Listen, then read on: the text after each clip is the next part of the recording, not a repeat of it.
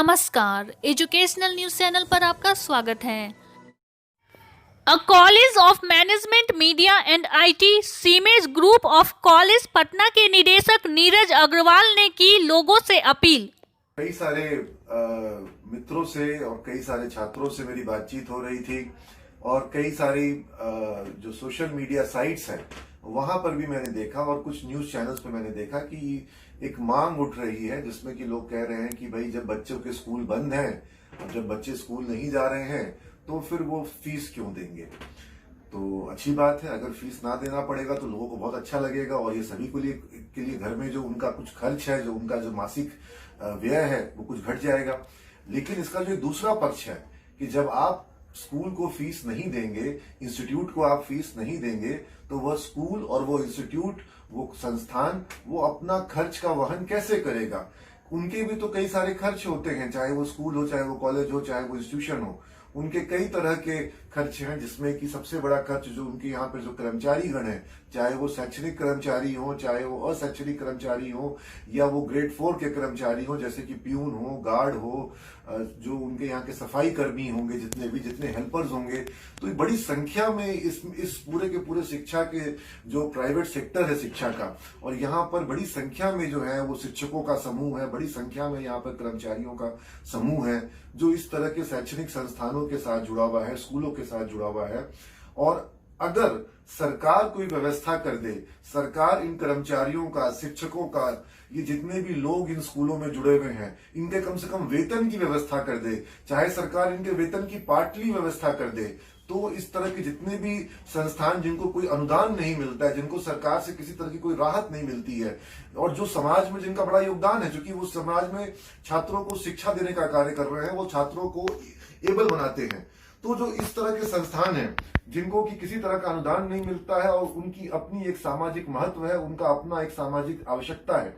ऐसे संस्थानों को अगर अभी कोरोना संकट के दौर में जब पिछले कई महीनों से उन संस्थानों में बच्चों की पढ़ाई बंद है और उनकी फीस अगर वहां नहीं आ रही है, स्कूलों की मैं बात करूं तो स्कूलों का जो एनुअल फीस लेने का समय था वो मार्च के महीने में था और ज्यादातर स्कूलों में मार्च के महीने में उनकी एनुअल फीस नहीं आई, मंथली फीस नहीं आई, इंस्टीट्यूशंस में, कॉलेजेस में बच्चों की फीस नहीं आ रही है। लेकिन दूसरी ओर अगर आप देखें तो इन स्कूलों के द्वारा, शिक्षण संस्थानों के द्वारा लगातार छात्रों की पढ़ाई सतत जारी रहे, इसके लिए प्रबंध किए गए, चाहे ऑनलाइन मोड के माध्यम से हो, चाहे असाइनमेंट सबमिट करके हो, चाहे यूट्यूब पर क्लासेस हो, जूम पर हो, वेबएक्स पर हो, गूगल मीट पर हो, सभी संस्थान और जो शिक्षक, और खास तौर पे ऐसे शिक्षक जिनको की ऑनलाइन मोड में पढ़ाने की बिल्कुल आदत नहीं थी, उन लोगों ने अपने आप को बदला क्योंकि वो चाहते थे कि छात्रों के साथ उनका संबंध बना रहे, उन्हें बिना पढ़ाए उनको घर पे बैठ के चैन नहीं शिक्षकों को, तो वो अपने पढ़ाने का कार्य कर रहे हैं। जो बच्चे नहीं आ रहे हैं उनका अटेंडेंस बन रहा है, उनको कॉल जा रहा है कि तुम ऑनलाइन क्लास क्यों नहीं कर रहे हो, बच्चों का असेसमेंट हो रहा है, ऑनलाइन वाइवा हो रहा है, क्विजेस हो रहे हैं, प्रेजेंटेशन हो रहे हैं। तो जब ये सारा कुछ किया जा रहा है, जो काम जो लॉकडाउन के दायरे में रहते हुए जो काम किया जा सकता है वो सारे काम शिक्षण संस्थान कर रहे हैं, स्कूल कर रहे हैं, कॉलेज कर रहे हैं। और ऐसे में अभी जब इकोनॉमिक टाइम्स में एक सर्वे आया जिसमें बताया गया कि 73% भारत के जो निजी संस्थान है, चाहे वो शैक्षणिक हो, चाहे वो कोई कारखाने हो, चाहे फैक्ट्री हो, चाहे वो कोई सर्विस सेक्टर की हो, मैन्युफैक्चरिंग सेक्टर की हो, 73% भारत का जो निजी जो क्षेत्र है वह अपने कर्मचारियों को 2 महीने से अधिक समय वेतन दे पाने में सक्षम नहीं है, उसके पास इतना रिजर्व नहीं होता है कि वो दे सके। प्लस कई सारे शैक्षणिक संस्थान ऐसे हैं जिनका एक्सपेंशन का काम हो रहा होता है, कैपिटल एक्सपेंडिचर हो रहा होता है। जैसे अगर मैं अपने संस्थान की बात करूं तो हमारे कई सारे नए भवन बन रहे हैं, उन भवनों को बनाने में जो हमारे पास रिसोर्सेज आते हैं, वो जितने रिसोर्स आते हैं उससे ज्यादा का व्यय वहां पर होता है। तो ऐसी स्थिति में संस्थान के पास ऐसा कोई रिजर्व नहीं होता है जिस रिजर्व के बेसिस पर वो शिक्षकों को वेतन दे सके। शिक्षकों को वेतन देने के लिए जो छात्रों की जो मासिक जो फीस आती है, जो शुल्क आती है, वही सबसे बड़ा आधार होता है। और आपको जो हमारे जो छात्रगण हैं जिनके द्वारा ही शैक्षणिक संस्थानों का पूरी की पूरी जो उनकी जो सारे खर्च और व्यय जो है उनका निर्वहन होता है, अगर वह इस बात को नहीं समझेंगे, आज हमारे पास जो है वो गवर्नमेंट स्कूल्स में जो शिक्षक हैं उनको वेतन मिल रही है, लेकिन जो प्राइवेट स्कूल के शिक्षक हैं उनकी क्या खराबी है, उनकी क्या कमी है कि जो प्राइवेट स्कूल के शिक्षक है, चूंकि प्राइवेट संस्थान जो है वो कमजोर है, सरकार की तरह उसके पास क्षमता नहीं है, तो उसको वेतन नहीं मिल पा रहा है। तो हमें समझना पड़ेगा कि जो निजी संस्थान के जो शिक्षक हैं उनका भी उतना ही महत्व है। और अगर हम बात करें तो कई सारे ऐसे अभिभावक हैं जो कि सरकारी जॉब में हैं, जो किसान हैं जिनको की उनकी आमदनी पे बहुत बड़ा, किसानों के क्षेत्र के विषय में मैं मानूंगा कि किसानों की आमदनी में कुछ जरूर फर्क पड़ा होगा, लेकिन ज्यादातर सरकारी कर्मचारियों को उनका वेतन समय से मिल रहा है। और वैसे लोग भी अगर स्कूल में, कॉलेज में, शिक्षण संस्थान में बच्चे की फीस जमा ना करें तो फिर शिक्षण संस्थान कैसे आगे बढ़ेगा और कर्मचारियों को, टीचर्स को वेतन कैसे मिलेगा। हमारा दायित्व जो है वो हमारे गुरुजनों के प्रति तो होना ही चाहिए। और अगर हमें अब एक बात देखें कि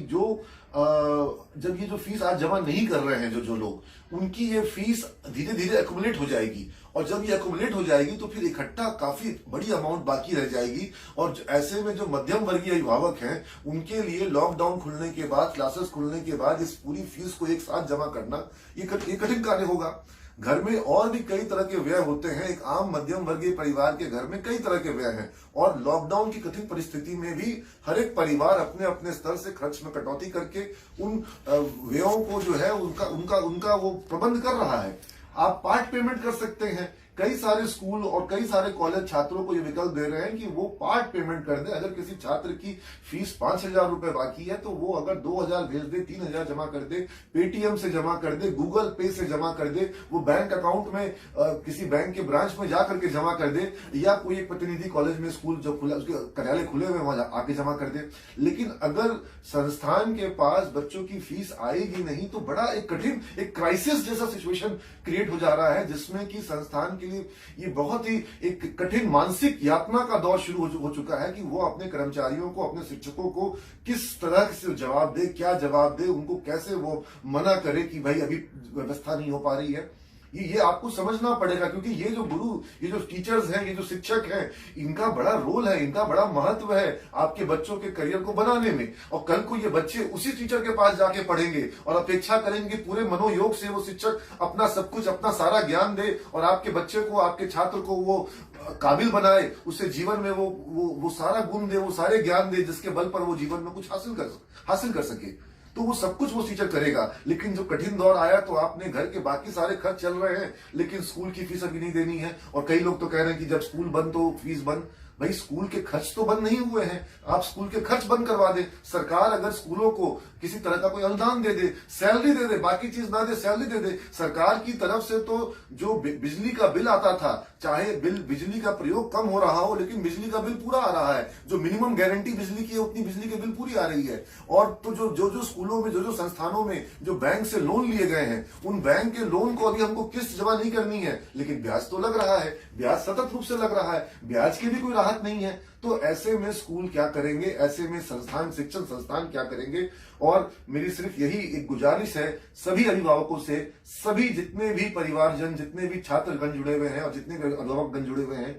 कि आपको समझना होगा ये हमारे समाज के एक मूल स्तंभ है, ये हमारे समाज के आधारभूत स्तंभ है। अगर शिक्षक की जो कौम है और शिक्षकों की जो कंट्रीब्यूशन है, उसे हम सही समय पर और इस कठिन परिस्थिति में अगर उसको हम महत्व नहीं देंगे, उसे हम सहयोग नहीं करेंगे, तो ये हमारे समाज के लिए, हमारी अगली पीढ़ी के लिए ये बहुत ही खराब संदेश होगा। ये शिक्षक जो है, इनको भी आपको कोरोना वॉरियर्स के रूप में देखना होगा, क्योंकि यह इंश्योर कर रहे हैं कि एक भी दिन बच्चे की पढ़ाई रुके नहीं। और शिक्षा का कोई मूल्य नहीं होता है, शिक्षा व्यवसाय नहीं है, शिक्षा व्यापार नहीं है, लेकिन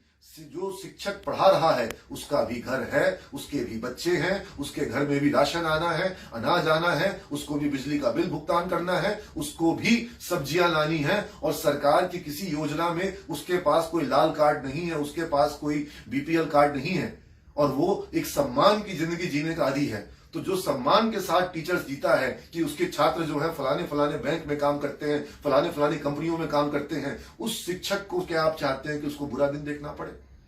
तो मेरी बात को मैं यहीं पे विराम दूंगा कि आज ये सारी चीजें जब कोरोना के दौर में हम लोग सब अपने अपने हिसाब से प्रबंध कर रहे हैं, जहां जिसको जो संभव हो रहा है मदद भी कर रहे हैं, लेकिन जो शिक्षण का कार्य है वह भी एक महत्वपूर्ण कार्य है। और वहां पर जो हमारा दायित्व है, जो हमारी जिम्मेवारी है, और जिनके संग कोई कठिन परिस्थिति है, जो अभिभावक के संग बहुत कठिन परिस्थिति है, मैं कहता हूं शिक्षण संस्थानों को ऐसे अभिभावकों को राहत देनी चाहिए, उनको समय देना चाहिए, उनके साथ उनको किसी तरह की खड़ाई नहीं करनी चाहिए। लेकिन वैसे सारे अभिभावक जिनको वेतन मिल रहा है उनको भी शिक्षण संस्थान के प्रति अपना दायित्व, अपना कर्तव्य निर्वहन करना चाहिए। मिलजुल करके ही हम सबका ख्याल रख सकते हैं और शिक्षकों के प्रति जिम्मेदारी का निर्वहन करना अति आवश्यक है। मेरे टीचर्स, हमारे समाज के टीचर्स, हमारे स्कूलों के टीचर्स, इन सब के प्रति हम लोग को जागरूक रहना होगा। और जो निजी संस्थान है उनकी जरूरत है, इसीलिए वो है। अगर सरकारी संस्थानों के बल पर ही शिक्षा का कार्य पूर्ण हो जाता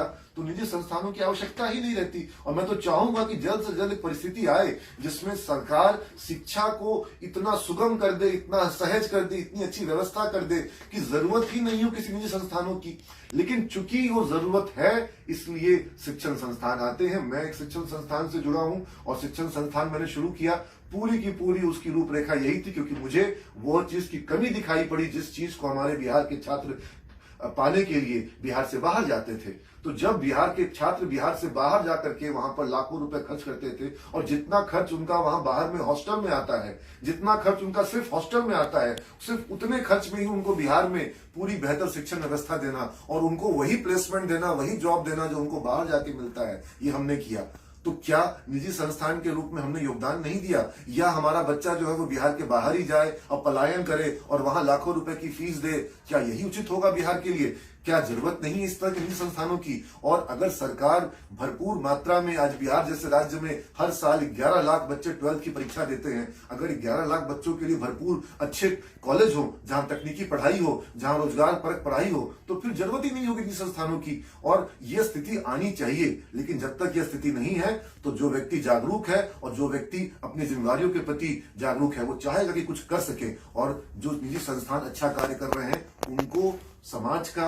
अभिभावकों का, छात्रों का पूरा समर्थन मिलना चाहिए। मुझे लगता है कि मैं अपनी बात आप तक पहुंचा पाया हूं। अगर आपको मेरी बात सही लगी हो तो आप अपना समर्थन दें। और मैं अपेक्षा करता हूं न सिर्फ अपने संस्थान के छात्रों से, अभिभावकों से, बल्कि समस्त छात्रों और अभिभावकों से कि वो अपने अपने शैक्षणिक संस्थान को, अपने स्कूल को, अपने कॉलेज को, अपने इंस्टीट्यूट को, अपने कोचिंग इंस्टीट्यूट को, अपने ट्यूशन टीचर को वो सपोर्ट करें। Thank you all of you, thanks to all of you. And मैं सभी गुरुजनों को इस वीडियो के साथ, कोरोना की इस दौर में उन्होंने जो साहस के साथ जो कार्य कर रहे हैं, शिक्षण का कार्य कर रहे हैं, मैं उन सभी को बहुत बहुत प्रणाम करता हूं। मेरी ओर से सभी शिक्षक वर्ग के, सभी समाज के शिक्षकों को बहुत बहुत प्रणाम। और मैं उनको भी कोरोना वॉरियर के रूप में देखता हूं।